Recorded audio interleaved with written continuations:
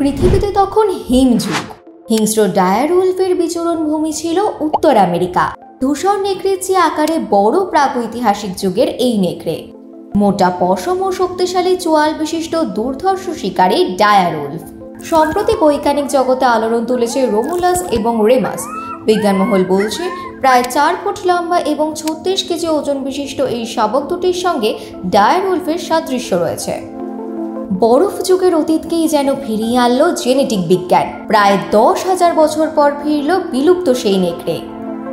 মার্কিন যুক্তরাষ্ট্রের একটি জিন প্রকৌশল সংস্থার গবেষকেরা 13,000 বছর পুরনো একটি দাঁতের জীবাশ্ম এবং 72,000 বছর পুরনো খুলি থেকে প্রাপ্ত ডিএনএ বিশ্লেষণের মাধ্যমে ডায়ার উলফের কিছু গুরুত্বপূর্ণ জিনগত বৈশিষ্ট্য নির্ধারণ করতে পেরেছিলেন। বিজ্ঞানীরা বিশেষ প্রযুক্তি ব্যবহার করে ধূসর নেকড়ের জিনে 20টি পরিবর্তন করেন। এরপর সেই জিনটিকে কুকুরের ডিম্বাণুর সঙ্গে মিলিয়ে একটি কুকুরের গর্ভে রাখা হয়।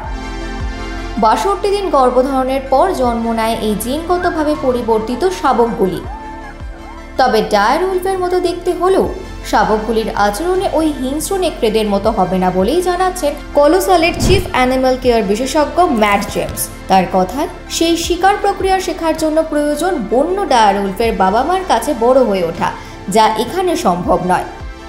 ফলে বৈজ্ঞানিক দৃষ্টিকোণ বলছে এই শাবকগুলির মধ্যে ডায়ার উলফের বাহ্যিক বৈশিষ্ট্য ফিরিয়ে আনা সম্ভব হয়েছে, কিন্তু প্রজাতিগত আচরণ বা অভ্যাস নয়।